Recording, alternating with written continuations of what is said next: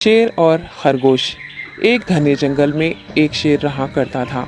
वो तमाम जंगल का बादशाह था, लेकिन वो बादशाह जैसे पेश नहीं आता था। हर दिन बेरहमी से जंगल के जानवरों को खा जाया करता था। शेर के खौफ से जंगल के जानवर छुप जाया करते थे और खुद अपनी भूख व प्यास को मारकर सख्त मुश्किलात से दो चार होने लगे थे। इस तरह कुछ दिन बाद जंगल के तमाम जानवर एक मुकाम पर जमा हुए और शेर के शर से महफूज रहने के लिए सब मिलकर राय मशवरा करने लगे। सब ने अपनी अपनी बात रखी और आखिर में एक गीदड़ ने कहा, मेरा ख्याल है कि हम रोज शेर के हाथों मरने के बजाय हम खुद एक एक बार शेर के पास चले जाएं। इस तरह रोजाना शेर किसी एक को खा लेगा और हम सब अपनी अपनी बारी से चले जाएंगे और बिला खौफ व डर सुकून से जिंदगी गुजारेंगे। गीदड़ के मशवरे पे तमाम जानवर रजामंद हो गए।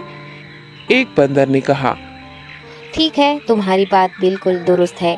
मौत का खौफ करने के बजाय अपनी बारी आने तक हम इत्मीनान व सुकून की जिंदगी गुजार सकेंगे। जानवरों की बातचीत मुकम्मल होने के बाद खुद गीदड़ ने शेर के पास जाकर ये सारी बात बताई। गीदड़ की बातें सुनने के बाद शेर ने कहा, मैं बादशाह हूँ, इसलिए तुम सब की बात मान रहा हूँ। लेकिन एक बात गौर से सुन लो, अगर किसी दिन मुझे जानवर मिलने में ताखिर हो जाए तो मैं खामोश नहीं बैठूंगा और दोबारा तुम सब पर हमला करना शुरू करूंगा। शेर ने बड़े गुस्से से ये सब कहा। शेर की बातें सुनकर गीदड़ ने सर हिलाते हुए हामी भर दी और वहां से चला गया। उस दिन के बाद एक एक जानवर बिला नागा अपनी अपनी बारी के मुताबिक शेर के पास जाने लगे और शेर सुकून से अपने पास आने वाले जानवरों को मारकर अपनी भूख मिटाने लगा। ये मामला ऐसे ही चल रहा था और एक दिन शेर के पास जाने की बारी एक खरगोश की आई। वो खरगोश बहुत ही होशियार था। उसे शेर के पास जाना मंजूर नहीं था और उसने अपने साथी जानवरों को बेरहमी से मारने वाले शेर को सबक सिखाने की ठान ली और एक अच्छी तदबीर निकालकर आहिस्ता आहिस्ता शेर की गुफा के पास पहुंच गया।